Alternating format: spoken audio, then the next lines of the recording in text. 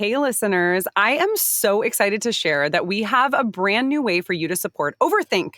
We've partnered with Pomona College, where I teach, to allow you to submit one-time donations to support our show. These donations are fully tax deductible, and funds from them go directly to student assistants working for Overthink. You can learn more at our website, overthinkpodcast.com. Also, you probably know about our Patreon already, but that's a great place to support us in an ongoing fashion, to receive access to bonus segments, our Discord community, and monthly Zooms with David and yours truly.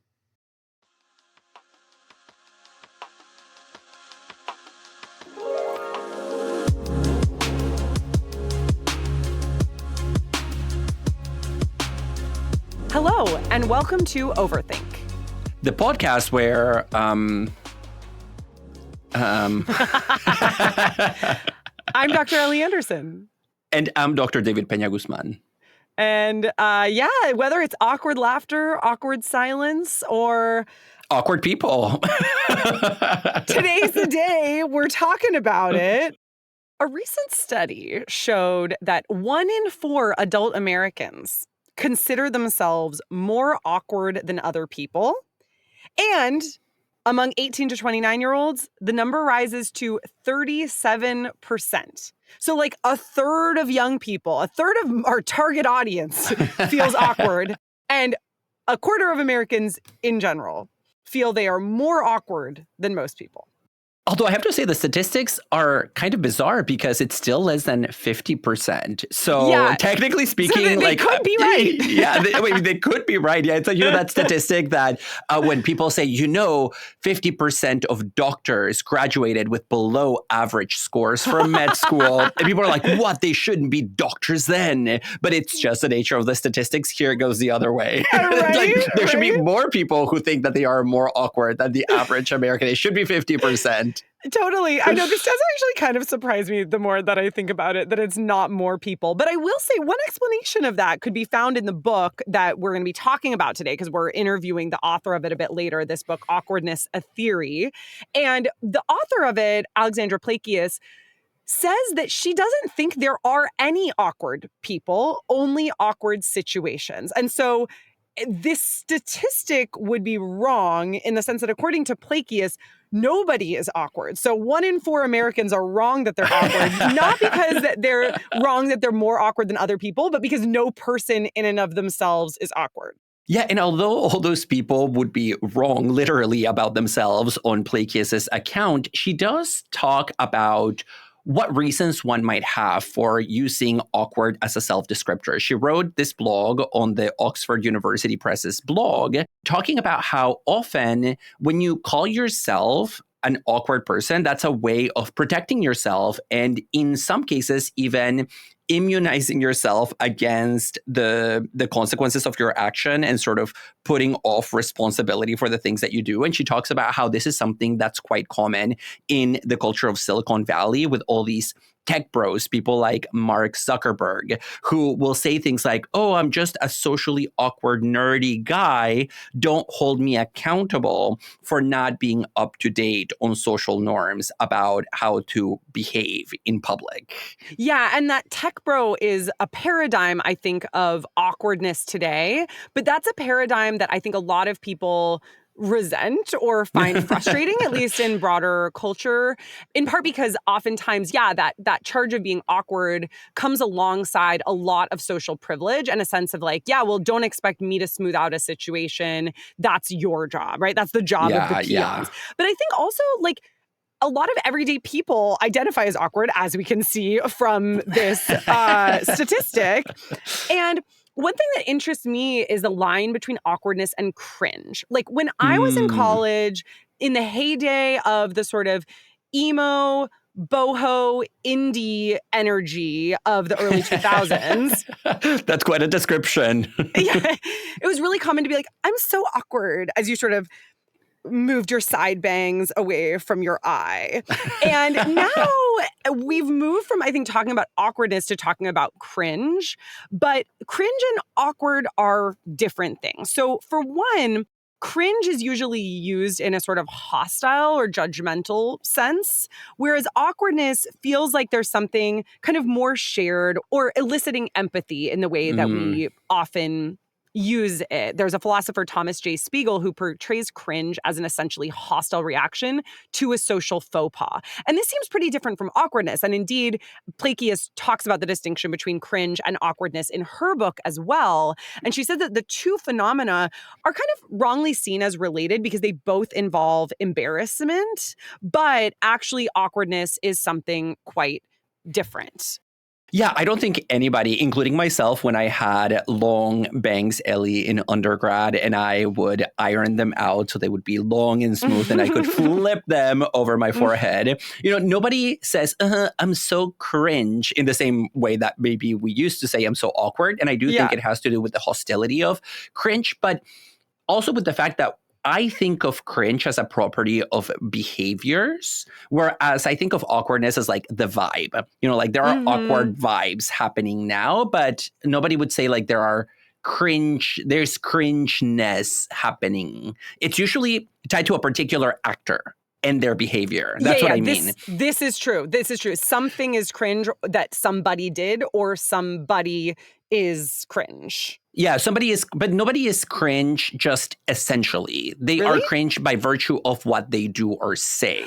Okay, true. But maybe that's, like what are people other than what they do or say? Fair enough. But in her book, Plakias also talks about how when we describe something as cringe or as cringeworthy, there is a sense of pity and contempt that goes along with that judgment that makes it much more aggressive than just the recognition that maybe a situation or an interaction was awkward. And it just reminds me of like the quintessential awkward situation that she talks about, which is when you're walking on the sidewalk and you're running to somebody and you're both trying to like cross each other, but you keep moving to the same side of the sidewalk, right? Like that's not cringe. That's just awkward. It's a little bit off tempo or out of sync in terms of your interactions with other people. My actual least favorite is when you turn onto a street and you just happen to be going at the exact same pace as somebody else. And so you're effectively walking next to each other and your pace is not sufficiently different for one person to suddenly outpace another. So awkward.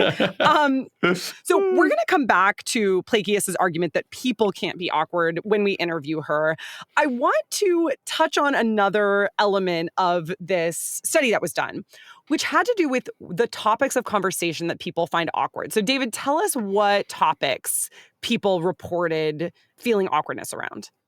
Yeah, so some of these are really, really funny because, and I'm surprised that some of them were rated low on the awkwardness scale. But one that I really like is clogging a toilet. You go to somebody's house at a party, you clog the toilet, and then you don't know what to do. Do you pretend like it was already clogged when you got there and you feign shock and dismay? Or do you just own it and you have to tell the host, I just clogged your toilet? This isn't quite the same thing, but one time I found myself in a really awkward situation of getting coffee with a colleague at a coffee shop that was really close to my house, but that didn't have a bathroom. And it was my first time meeting him. And he was like, oh, I live on the other side of town. Like, it sucks there's no bathroom here. I have an hour-long drive. And so I found myself in the position of being like, do I invite him into my home to use my restroom or not? This is the first time I've met him and my bathroom wasn't very clean. So I literally was like, well, I shouldn't just not let him use the bathroom because I'm feeling uncomfortable. So I told him to look at my bookshelves while I quote unquote use the bathroom first, which really just meant me rapidly cleaning the toilet. And that's when you clogged the toilet yourself? But some of these other topics are equally good, like watching a sex scene in a movie with a parent or accidentally sending a gossipy message to a subject of the gossip. So those were rated the two most awkward situations. And I think that is very true.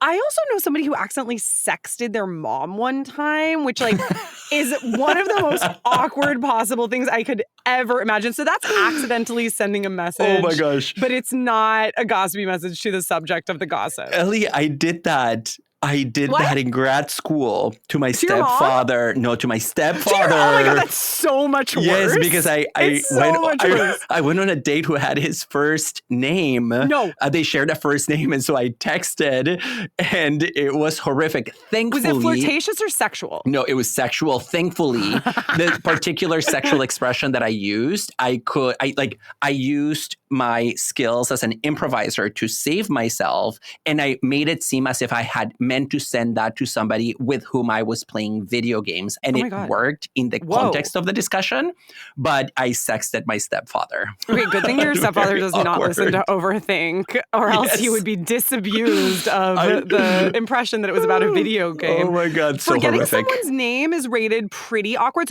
So most people didn't rate that as extremely awkward, but they rated it as like a 7 to 9 on the scale out of 10. So I think that's probably, that's right. You said that you were surprised at some of the topics that people didn't find that awkward. What are you referring to? So the one that is the last on their rating system, which I think is extremely awkward and is very similar structurally to your turning the corner and walking in the same direction, it's saying goodbye to somebody and then realizing that you're both headed in the same direction. And that's then pretty awkward. Yeah, do you take back the goodbye? You're like, I hereby retract my adieu. The majority of participants rated that as either not at all awkward or 1 to 3. I feel like that's definitely a 4 or 5. Yeah, the one that I don't think is awkward at all, that some people said was awkward, is accidentally liking somebody's old photo or post on social media. I don't think that's awkward at all. I don't just giving likes left and right on social profiles. Oh my gosh, you're not ashamed about creeping to somebody's photo from 2018? Oh yeah, no, it's like, you were 8 in this picture, like. Oh my God. Okay, we also cannot not mention one that is rated toward the middle in the awkwardness scale, which is listening to a recording of your own voice. Because David, this is something you and I have to do all the time. Well, and you know how I feel about this, Ellie. You feel like it's awkward. You don't like it.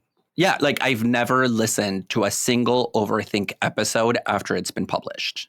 I listen to them during the editing, but I never listen to them after the fact. I cannot. Why would you listen? Okay, so we have to listen to the final cut.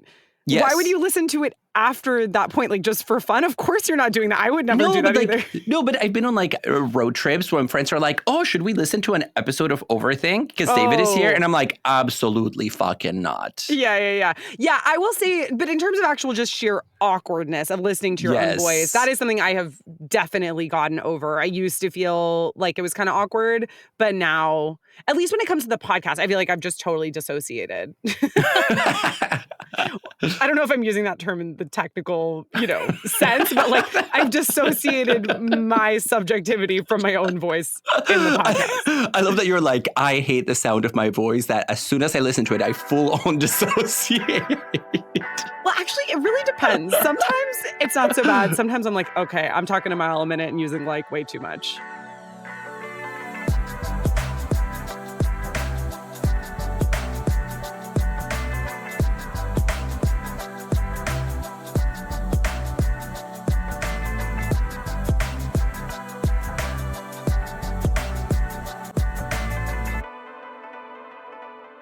Alexandra Plakias is Associate Professor of Philosophy at Hamilton College. She works on issues in moral psychology and social epistemology and has published on topics including disgust, self-confidence, moral disagreement, and the philosophy of food. She's also the author of the book Awkwardness, A Theory. Hi, welcome to Overthink. Hi, Alex. Hi, thanks for having me. We are so excited to do this episode with you. Reading your book was a real joy. And I feel like obviously such a timely topic. And one of the things that I appreciated about this is that, as philosophers, we often are in positions to be able to analyze phenomena that on a day-to-day basis, we kind of know it when we see it or we can recognize, but we lack the understanding of what the phenomenon actually is, right? As philosophers, we can be like, this is how you know it when you see it. These are the necessary and sufficient conditions, or these are the features in ordinary language that we are implicitly working with when we're using a concept. And you do that in this book with the word awkwardness. We've all experienced awkwardness, but you point out that there's not a lot of literature on the topic. So tell us what exactly awkwardness is on your view. So it's true. There's very little analytic philosophy work on awkwardness and very little moral psychology work on awkwardness. And that was something that surprised me when I came to the topic. There is a book by a scholar, Adam Kotsko, on awkwardness, and there's some work in psychology specifically on awkwardness, but most work that I came across treated awkwardness as kind of a symptom or characteristic of embarrassment. Part of what I want to do in the book is show what awkwardness isn't. So I don't think it's just a subtype of embarrassment. I actually think awkwardness, embarrassment, and shame are importantly different. And understanding why is important for how we experience awkwardness and how we go about addressing it. I also don't think awkwardness is something that is just a property or a trait of an individual, even though we often describe ourselves as awkward. I think awkwardness is something that kind of comes out of social interactions, right? So, like, the tagline would be like, people aren't awkward, situations are awkward, right? And situations get awkward when we lack a social script to guide us through a situation. And when I talk about social scripts, this is a concept that gets used in various ways throughout the literature, and some people use it really expansively, and then there are kind of narrow technical meanings. But really, what I mean is just like that set of cognitive and social resources that help us understand what's going on in a situation, how we classify a situation, how we understand our role in it, what norms we think are in play in a situation. And the thing about scripts is like, just as if I were giving a performance in a theater, I need to be on the same page as the other actors to enact a social script. Like, I need to coordinate with other people, but so much of that coordination happens in this kind of unspoken, implicit, and maybe unconscious way that we're only aware of it when it starts to break down. And then the result is awkwardness. And then we become so painfully aware of it, right? Yeah, no, and I remember in your book, you talk about the etymology of the term and you associate it with being unable to navigate a space intelligently. Like, it's not that you have the wrong map for traversing space, it's that you don't have a map at all. And so you're just kind of looking around, unsure of what to do. And so it's clear that on your account, awkwardness emerges in social situations, right? It's a property of social settings where we don't have a clear script to follow, as you suggest. And the fear that we all can relate to of being that awkward person or creating an awkward situation is so intense that it can sometimes cause us to simply avoid certain topics if we as a society don't have clear norms for broaching them, for talking about them. And you mention death, illness, and money as topics that fall into this bucket of things that are awkward to talk about. And as a result, we don't talk about them. And yet we know that these are important elements of our lives, right? They are key to our flourishing as social creatures, as family members, as members of a community, so on and so forth. And so being silent about them for fear of being awkward is really unfortunate. And so I want to ask you if there's any way around this particular problem. So what should we do in connection to these topics? Should we develop new social scripts? Should we avoid those topics? Should we just confront the awkwardness? Should we keep quiet? What's your view on this? Yes, all of the things, right? I think I think this is part of what's hard is there's no single answer here. And I think as a philosopher, part of what made this topic challenging is that, there's so many ways for a situation to become awkward. There's so many kinds of situations that can become awkward. It sometimes feels like the miracle is how anything is ever not awkward, right?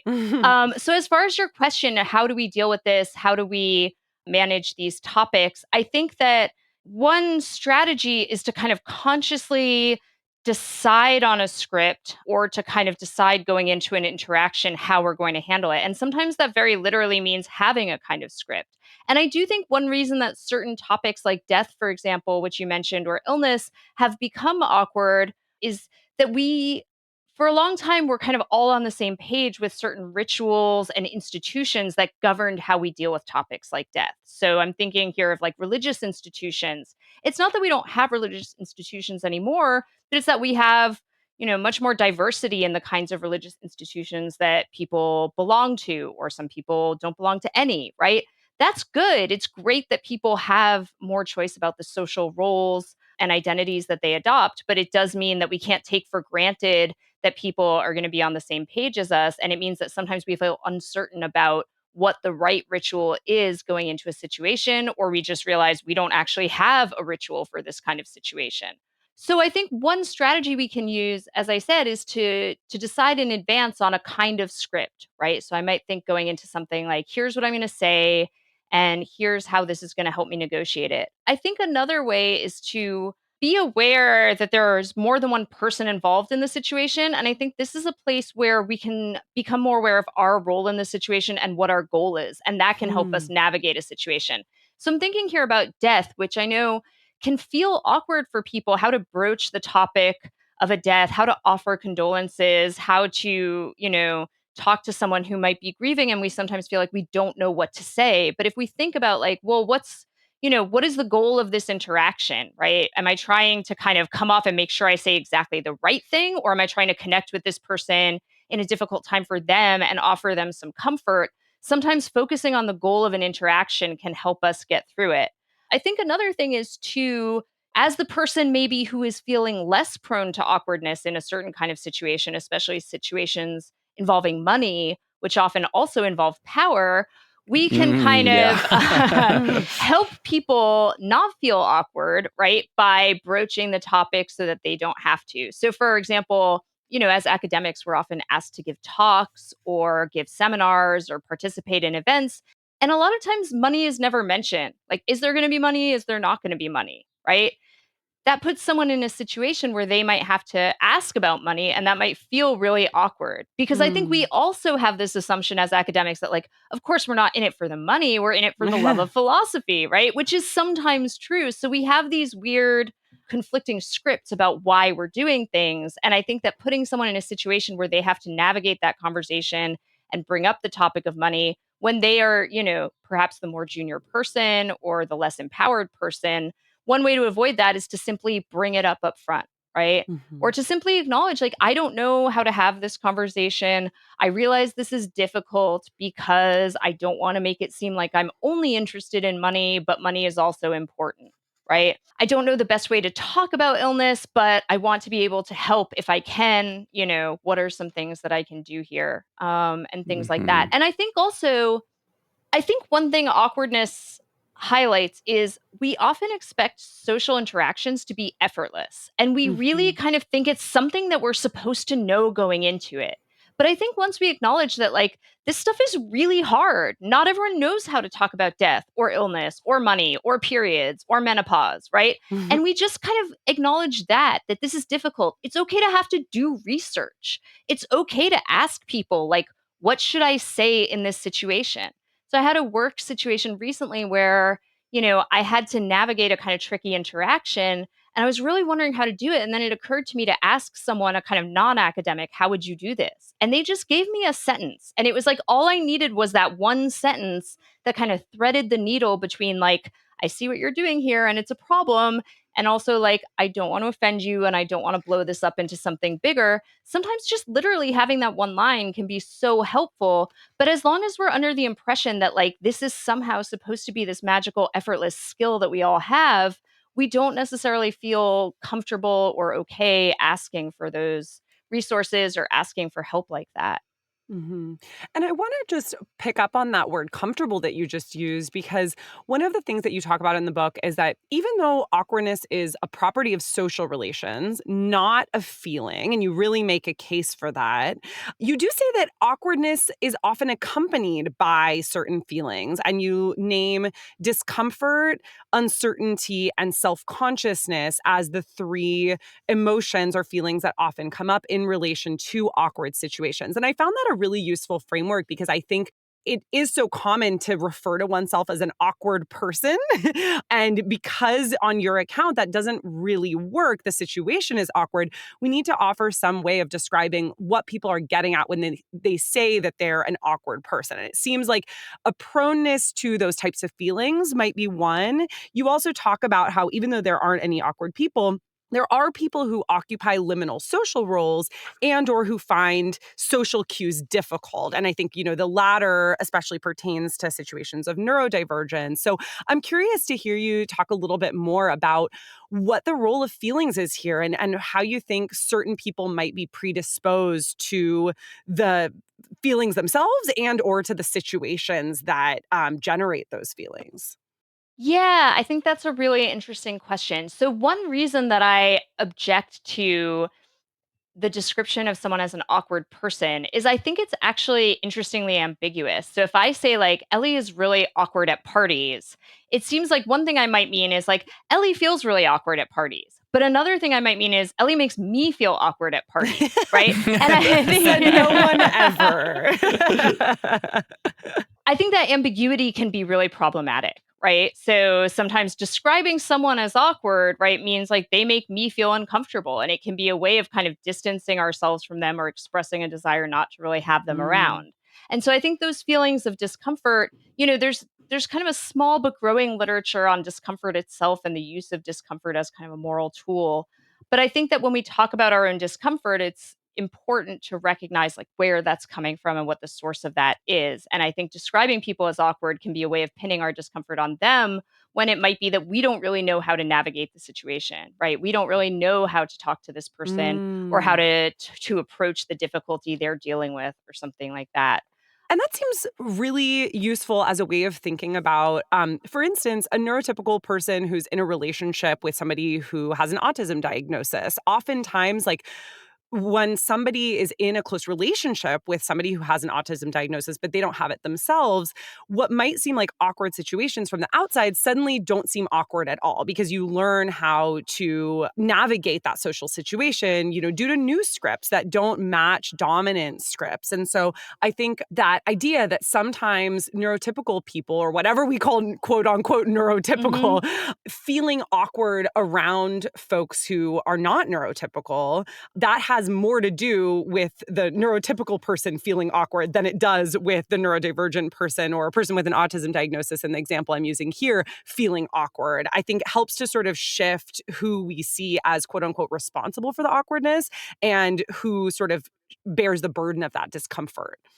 Right. Yeah. And I think it also brings out exactly how much we take for granted about the kind of social infrastructure around us. Right. So, I was thinking about the example of just like walking into a room and you just kind of know where the light switch is and you reach for it. And for most of us, it's like there and it's like at the right height and we don't really have to think about it or work to get to it. Right. And a lot of social cues are like that. They've just always been at hand for us. They're always in roughly the same place. They're there when we look for them.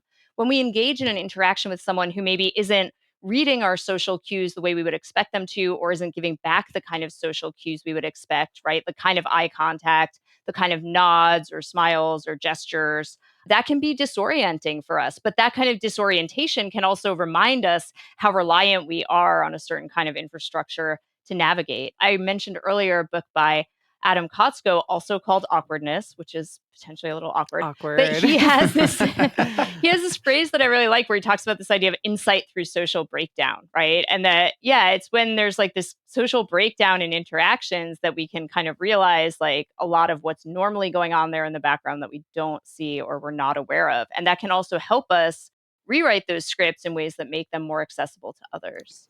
Yeah, and this notion of breakdown is really interesting because it makes me now think about how much work goes into situations before they quote unquote break down, and how we have the expectation that the people that we consider to be awkward do a lot of work not to make us feel awkward. So I'm here thinking about the person with an autism diagnosis being expected to sort of go out of their way and adapt their behavior and their comportment to the norms of quote unquote neurotypical individuals. Or, something that happened to me when I was younger, I remember because I was the young gay kid who played a lot of sports, I always felt awkward in the gym room. And I felt a pressure to do the emotional work of making sure that other people people weren't uncomfortable around me by constantly giving them indicators that I was not being awkward. Like, I'm not looking below your neck. Like, yes, yeah, exactly. It's like, I'm just weirdly showering the whole time, staring at the ceiling. This is totally normal. And so there is here a question of the distribution of emotional work. And it makes me think of a part of your book where you talk about the concept of accountability. And so I want to ask you about that, because you also talk in connection, for instance, to the Me Too movement, that when some of these discussions, especially around sexuality, sexual harassment, sexual violence, because we feel those discussions as awkward, we often decide not to broach them at all. And I'm here also thinking about the bro code, right? Because it's awkward to talk to your bro about the fact that what they said was sexist. And so the result is a lot of unaccountability. And so I want to hear your thoughts on this connection between awkwardness, power, and accountability. Yeah, great question. And that was something that really struck me, was coming across these interviews with men where they would say, like, I knew what my colleague was doing wasn't cool, but I felt really awkward talking about it, right?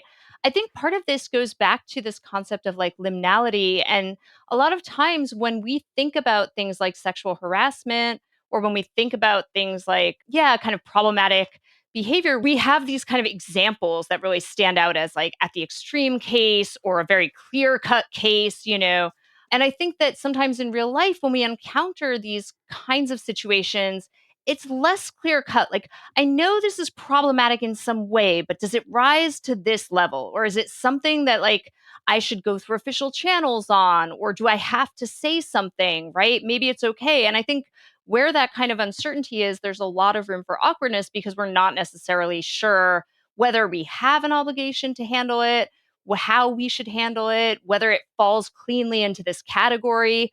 And, I was also reading some accounts of sexual harassment in philosophy departments. And one thing people would say is like the fact that everyone else seemed to kind of know about this, but like not be doing anything made me doubt myself. And then I started to wonder, like, is this really problematic? Is this just how it is? Is this something that everyone else understands and I don't? Right. So again, this expectation that like, well, if I'm not sure, then it must be that everyone else knows something and I don't know it because, and as opposed to just kind of asking explicitly, this assumption I think that runs in the background that, this stuff is supposed to be effortless, you're supposed to know it without asking, I think really can be a hindrance here.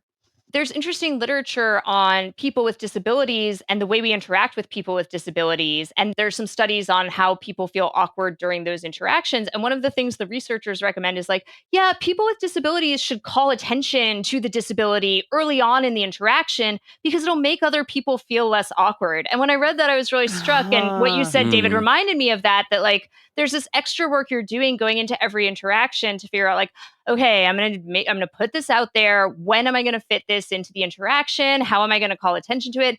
Now this person is at ease and we can just have a non-awkward interaction in a way that most of us would just take for granted and not feel the need to do. Yeah, and this unevenness of who's doing the work of calling attention is something I'd love for us to come back to a bit later in the conversation. But for now, I want to just rest for a moment on this idea of things we bring up and things we don't, just in general. And I'll just say, like, personally speaking, I think I am somebody whose family inculcated the virtue of that sort of effortlessness in social situations. My parents are both very much social butterflies. My sister and I early on were taught, like, here's how you talk to people. And so I think we have a pretty easy time talking to strangers and in a variety of social situations. But it also means sometimes I find myself like awkwardly calling attention to too many things. Like maybe I shouldn't make certain things explicit that I do because I just feel like too comfortable in the situation. And that can then make other people feel awkward. And I wonder how you're thinking about something like awkward silence, just in a really pedestrian way. Because one of the things I loved about your book is talking about how there's this real double-edged sword with awkwardness where it can actually, in the aim to keep things effortless, we can end up keeping silent about things that we shouldn't keep silent about. So I think, your exchange with David just really drove that home. But there's also this more kind of pedestrian notion of silence of just like, yeah, no, it was awkward that you brought that up and you shouldn't have. And or like, this silence is really awkward. Yeah, I mean, silence is interesting because one reason silence can be so awkward is we're not sure what it means, right? Like a silence can just mean so many different things. It's ambiguous. So Mm. I think that also just right there opens up the possibility for a lot of awkwardness, right? But I was also thinking about awkward silence as kind of a way of maybe letting someone know or calling attention to something someone might have said that's problematic without explicitly calling them out on it. So I'm thinking of like a situation where, hypothetically, there's like a senior guest speaker at a dinner with graduate students and they make kind of a problematic, gross, sexist joke, right? Now, the graduate students maybe they might not feel comfortable saying that was gross and sexist. But if nobody laughs and you kind of stay silent and the joke just hangs there, right? That can also be a way of like making it really clear that like we don't find your joke funny. This moment is going to be really salient to everyone, right? And Mm. it is a kind of rejection of the joke without having to say, for one person to put themselves out there and say like that was inappropriate and unacceptable. In a perfect world, everyone would feel comfortable saying that in that situation. But the reality is that power imbalances and asymmetries mean that people don't always feel comfortable speaking up in those situations. And so sometimes silence can be a powerful tool. And I think it can also make people aware, maybe. So, say that you're, in the case you described, you're in an interaction with someone and you call attention to something and then realize, like, oh, that was really awkward, right? One way that person might make you realize that was kind of awkward is if they just kind of don't respond for it doesn't have to be long, Mhm. right? That extra little beat. We are so exquisitely painfully sensitive to like conversational timing, eye contact, all of these things that even just a few extra milliseconds can be a way of signaling, yeah, you kind of overstepped a little bit there. I mean, that also assumes, though, that the other person cares, right? And so I think that, awkwardness is potentially powerful, but its power depends on us caring about what other people think, right? Or caring about the opinions of others or being invested in social relationships. I do think sometimes maybe there are situations that we feel like just should be awkward. And the answer isn't, as much as I think sometimes it's good to be explicit and to negotiate social scripts, I do think sometimes it's also okay to leave things a little awkward. So, one thing I was thinking about in writing the book is like, yeah, there are conversations I don't necessarily want to have with the chair of my department or my mom, right? And it's Yeah. okay if that's awkward. And it lets you know where maybe you bumped up against a boundary. Now, Alex, I want to go to the last chapter of your book, which is entitled The Importance of Being Awkward. I appreciate the nod to Oscar Wilde here. Mhm. And in it, you mention some practical, concrete ways that we can change our relationship to awkwardness for the better. Although you do begin by pointing out that, awkwardness, much like silence, is fundamentally ambivalent. You're not saying that it's good or that it's bad. It's just that you're trying to give us a map for navigating the awkwardness of awkwardness itself. And for example, you mentioned that one of the things that we definitely need to begin doing in connection to awkward circumstances is avoid pinning them on individuals. And this goes back to that earlier discussion that we had about there being no awkward individuals, only awkward social relations and situations. And by the way, I thought that was extremely compelling, even though in the past I have thought either that I am awkward or that I know people who are fundamentally or inherently awkward. And so your book has shifted my view on that point. Mhm. But you also talk about another strategy, and that's the one that I want to ask you to reflect upon. And that is what you call the art of social improvisation. That sometimes in awkward situations, we just need to hone in that skill that so many stand up comedians have, which is to respond in witty ways, in flexible ways on the spot to situations that we start to see are snowballing into awkwardness. And so, my question for you is, what is the role of improv in connection to awkwardness? Right. So I think that actually a lot of our social interactions involve some degree of improv. And, part of improv is just kind of getting people to go along with it, right? You mentioned a kind of witty comment or something like that. I mean, laughter is actually an interesting tool we can use to diffuse awkwardness, partly because, like, when you're really genuinely laughing, right, you kind of are not in control. Like, you just give yourself over to this thing, and it's something that we can do in sync and that just kind of like happens and carries us along and breaks the tension. But I think that if awkwardness is the result of not knowing what social script we're following, not having a social script to guide us, then getting out of awkwardness requires getting onto a script. And one way we can do that is improving, right? So if you think about like the literal act of improv, I might start by like acting like I'm driving a car, right? And then it's like I've set up this thing, I'm driving a car. And I think we can use social cues to do that too, right? So we can use social cues, whether subtle or like quite explicit, to suggest like, let's have it be this kind of situation, right? Let's have it be like this. And I think sometimes we try to do it in a more subtle way, and that requires other people picking up on it and going along with it, right? And I think we have various words for this kind of skill. Sometimes we talk about people who have tact or social grace, who can kind of sense when a situation is falling apart and get everyone on board with it. I think a really interesting question is like why some people seem to be able to get other people to go along better than others. And I Hmm. think this might be related to things like charisma, which I think is a really interesting kind of question. Hmm. Like, what is it to have charisma? But I think part of it is like when you start an improv, people just want to like get in on it, right? People just want to go along with it and follow you. And I think we know people who can kind of spontaneously generate social cohesion and like this kind of goes back to the question of who we see as able to call the shots in a social situation and who we see as responsible for kind of like following along. One reason I think we need to lean into awkwardness, or at least to learn to deal with awkwardness, is that I think, insofar as our social scripts are going to be always changing and evolving, we're inevitably going to run into awkwardness. You know, I Mhm. think that we often think like this is a really awkward time. We are in awkward times right now. But I think people have thought that for a while. And I think it's just always going to be true because our social scripts will always be evolving, Hmm. our roles will always be changing. And so I think, if nothing else, we have to accept the inevitability of awkwardness and just kind of learn Mhm. how to deal with it. I love that, and I love this idea of improv. As a former improv girl myself, Oh, interesting.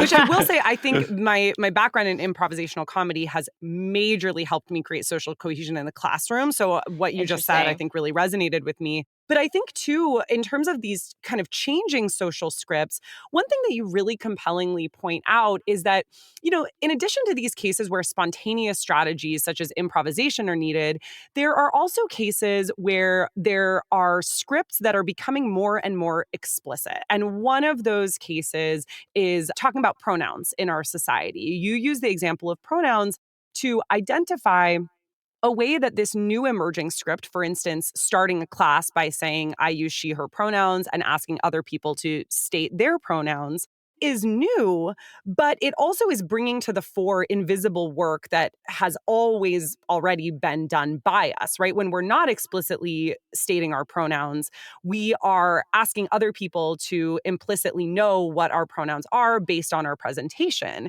And, nowadays people are increasingly questioning that with the rise in visibility of non-binary or gender fluid or trans identities. And so you talk about how what might feel like a new additional burden for people whose pronouns match their gender presentation actually is just a shifting of the burden onto us from other people who might, if there weren't attention to pronouns being drawn, have to share their pronouns without being asked or have to make complicated risk assessments in choosing what bathroom to choose. And it sort of reminded me of my own work on hermeneutic labor, which is this labor of interpreting one's own and others' feelings. I think what you're talking about here does have to do with feelings, but, not entirely.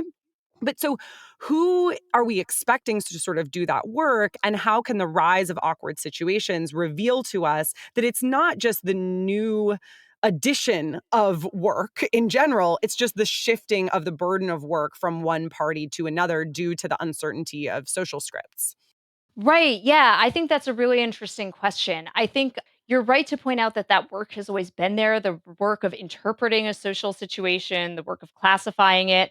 One thing that I think is interesting about awkwardness, and I think, if I'm not mistaken, you've talked about the way in which that work is often gendered and that women are often responsible for doing that work. And I think one thing awkwardness brings out that's interesting is like we can do all that work and we can come up with an interpretation that we like, but we're also dependent on other people to go along with it. And so there's kind of two sources of labor here, or there's kind of two issues. One is like who's going to do the labor, and the other is who gets to control how the situation ultimately plays out. And so in the book, at one point I talk about awkwardness as a kind of social flex, right? And the way in which like certain people, and in particular, I use the example of like, white male billionaire tech bros, Yeah. well, can get away with being awkward and can kind of have this option of, not caring whether or not a situation is awkward. And I think that really highlights the way in which awkwardness intersects with power and who's responsible for making situations not awkward and who gets to just kind of like create some awkwardness and walk away and not worry about it. I think the other issue here is that when social discomfort arises, we often see women as responsible for ensuring people's social comfort or smoothing over any discomfort that might arise. I think also we sometimes see people who we might perceive as different or as new to a kind of situation or role as responsible for creating awkwardness. So the feminist critic Sarah Ahmed has this line, which I'm going to paraphrase. I can't remember the exact quote, but she basically says, the person who calls out the awkwardness is held accountable for creating the awkwardness. And I'm thinking here about like situations which, at least when I was starting out in philosophy, often philosophy spaces were like largely male spaces. And there would sometimes be this vibe of like, well, now we can't tell that joke because it would be awkward because there are like women here, right? Yeah. And it's sort of like, well, that's not why you can't tell the joke, right? But it feels like, yeah, it's, seen as like this person's presence is making things awkward for other people. And especially, where we have these gendered expectations of like, well, you're a woman, you should be making everyone feel comfortable, right?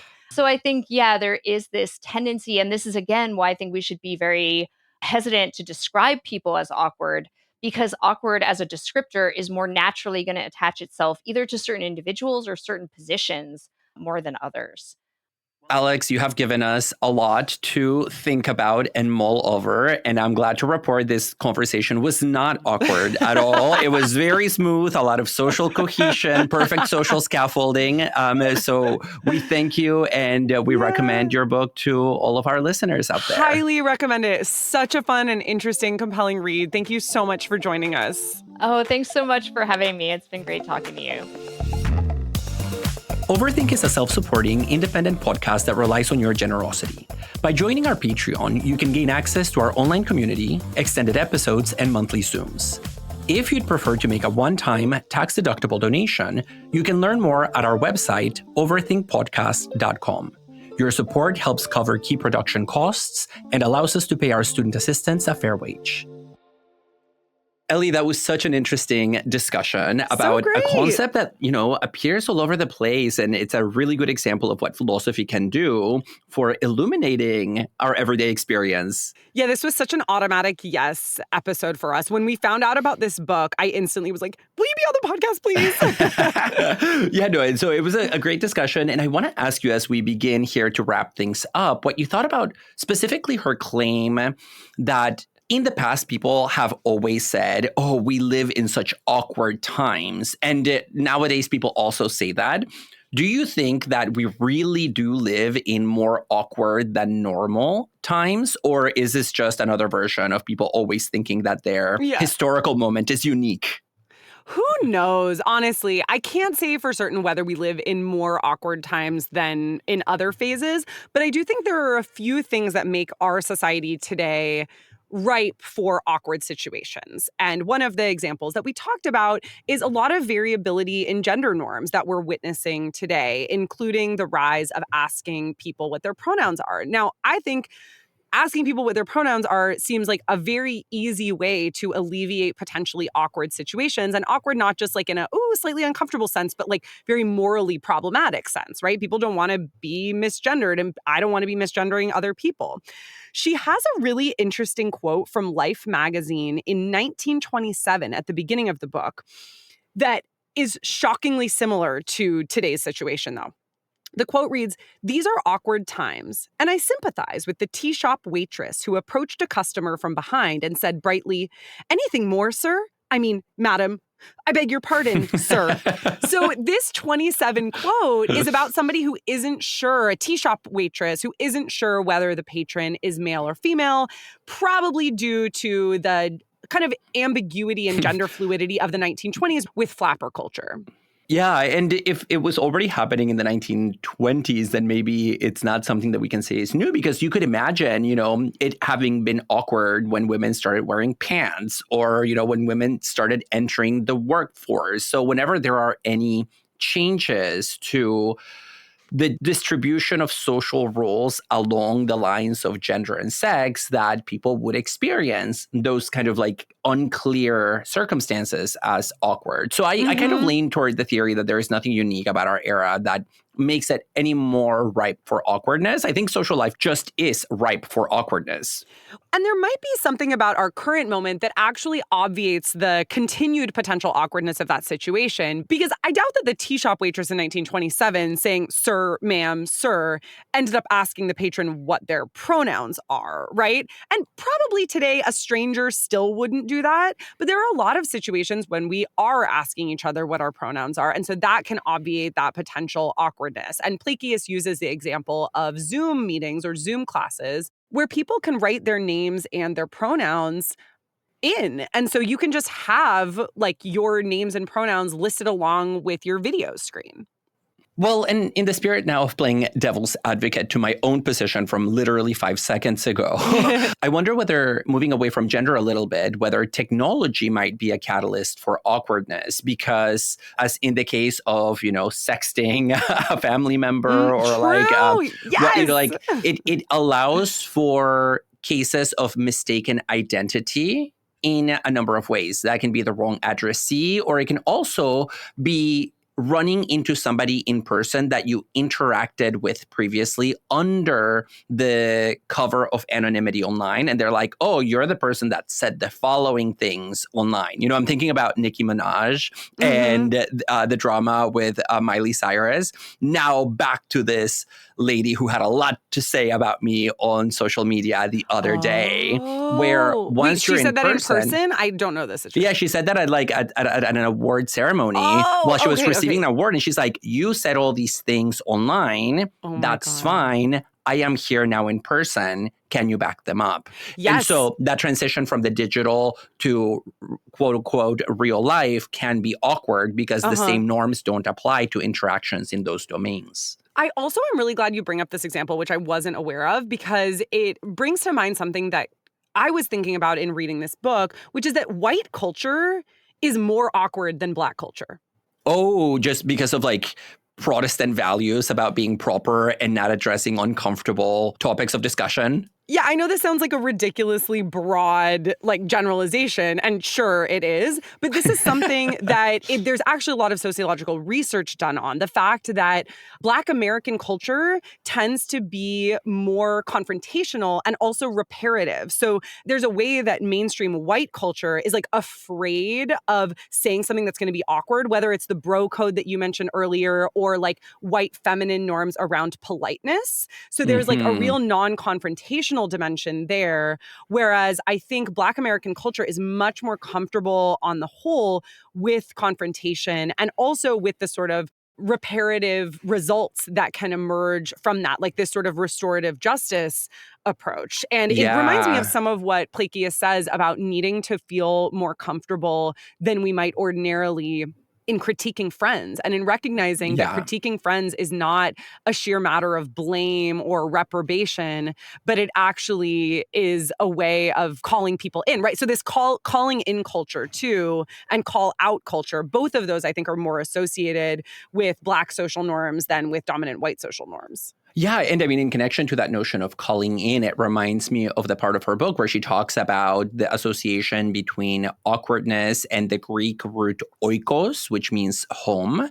And she says that we feel awkward when we don't feel at home, when we don't feel comfortable, when we don't feel safe, and when we don't know, again, how to navigate a particular situation. And so in those cases, a culture that is much more explicit about tension or about ambiguity and also committed to the work of reparation would be better poised to deal with situations of awkwardness and would make people feel more at home in their own skin and in the world, precisely when those inevitable moments of misunderstanding pop up. At risk of making the end of this episode awkward, I just want to quickly remind all of you listeners that we do have our Patreon where we have monthly Zooms and also bonus segments. So, David, I really want to do a deep dive on an awkward scene from The Office with you in our Patreon segment. If you're a patron, stay tuned. If you're not, consider supporting us as an independent, self-supporting show that really needs money to keep sustaining us. Oh my God. Not to mention something awkward. I know you just made the money talk a little awkward. You guys are invited to this discussion if you give us money. Awkward. We hope you enjoyed today's episode. Please consider joining our Overthink community on Patreon for bonus content, Zoom meetings, and more. And thanks to those of you who already do. To connect with us, find episode transcripts, and make one-time tax-deductible donations, please check out our website, overthinkpodcast.com. We also have a thriving YouTube channel, as well as TikTok, Instagram, and Twitter accounts at overthink_pod. We want to thank our audio editor, Aaron Morgan, our production assistant, Emilio Esquivel Marquez, and Samuel P.K. Smith for the original music. And to our listeners, thanks so much for overthinking with us.